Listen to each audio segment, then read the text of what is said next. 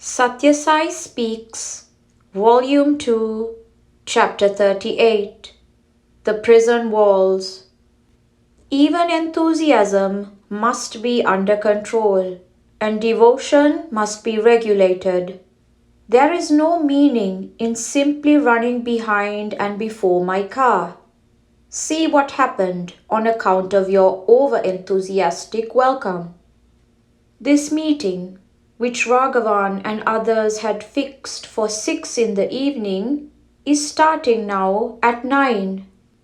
Of course, I was prepared to stay until midnight or even later if that would help, but I have to return to Whitefield tonight itself.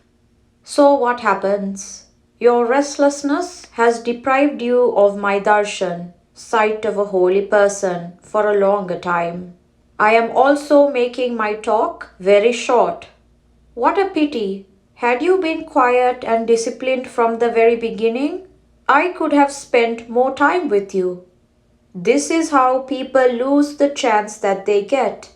Each one of you felt just a little inconvenience and discomfort, and you argued about it and lost your patience over it.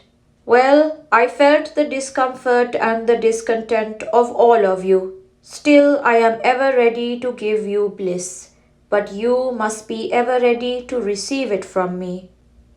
The Niranjana Bhajana Center, Mandali, is regularly doing bhajan, devotional music by groups singing. Here, I know. Do not think I am coming here for the first time. I am here whenever you sing the glory. That is why I have come physically to this place to tell you to carry on this remembrance of the name, Namasmarana. Just as times have changed and conditions of living have changed, the rigors of spiritual practice have also to be modified. Doing severe penance, tapas, was a great and rare achievement in those days. Now, repeating the name of the Lord is becoming as difficult a penance. Hence, it is said that remembrance, smarana, is enough. Remembrance that can be done along with all other activities of living. It is the inner purity that matters, not the outer movement of the lips. Remembrance being an inner activity helps that inner transformation. Evoke the divine in you by remembering the name of God. This meeting has something to do with the Divine Life Society also.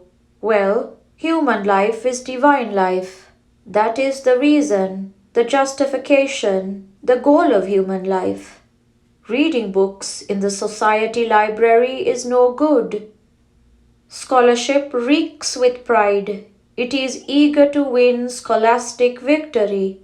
It jumps at any chance to outwit an opponent. It strains after recognition and honor.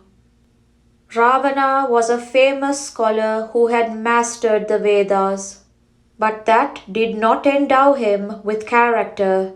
He fell into the abyss. Nevertheless, it is certainly a wasteful way of spending precious time in mere study without any attempt to translate it into action. You need not give your word to me now, but try to put into practice at least a few of the good things that appeal to you, and that are helpful in giving you peace and contentment. To evoke the divine in you, there is no better method than remembrance of the name. Your bhajana mandali is called Niranjana, meaning Supreme Being, after the formless personification, Nirakara Swarupa, of the principle of supreme reality, Brahma Tattva. Now, there can be no bhajana of the Supreme Being, the unmanifested, pure, absolute principle. You can limit that principle of Supreme Being by name and form, and make it with form and attributes for the sake of visualizing it. Then, By slow stages, you will find that particular form enclosing all beings and therefore assuming a universal nature.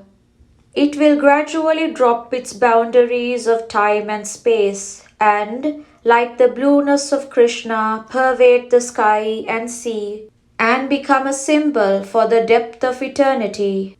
The only sane person in this mad world. Without surrender, there can be no liberation. As long as you cling to the narrow eye, the four prison walls will close in on you. Cross out the eye and you are free. How to kill the eye? Place it at the feet of the Lord and say, "You, not I." And you are free of the burden that is crushing you. Associate always with the Niranjana, the vast, the unlimited, the divine. Dream and plan to merge with the Absolute. Fill your ears with the call from the beyond and the boundless. Transcend the walls, the bars and bolts, the locks and chains. You can do so easily by fixing your mind on your own infinity. Do not condemn the mind as a monkey, etc.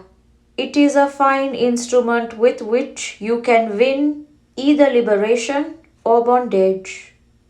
It all depends on how you manipulate it.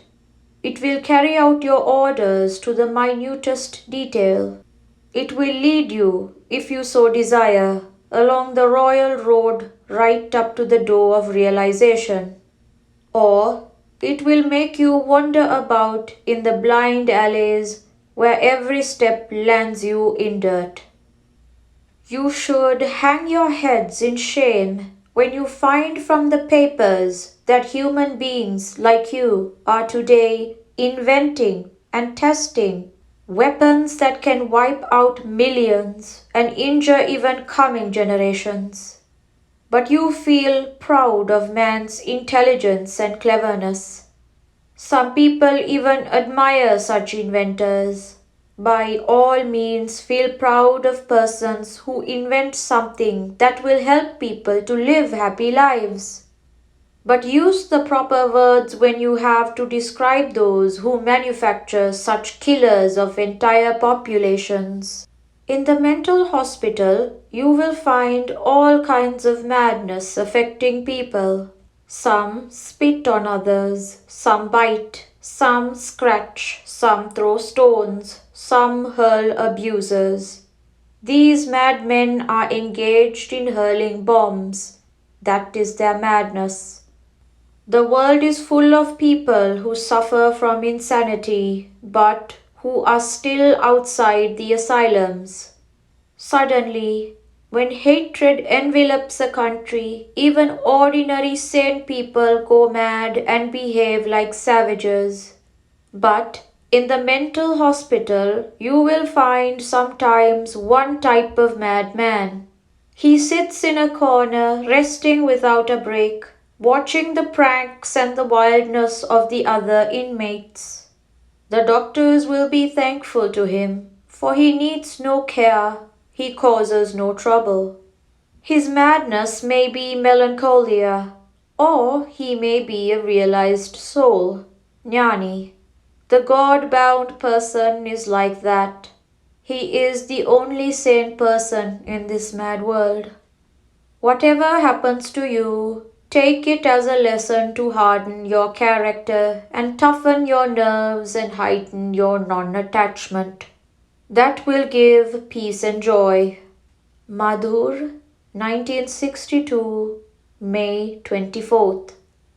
Serve the worm as you would serve the master. Be humble, be eager, be efficient in that service. If you dare treat the worm as your servant, you will be dragged down into disaster. Sathya Sai Baba.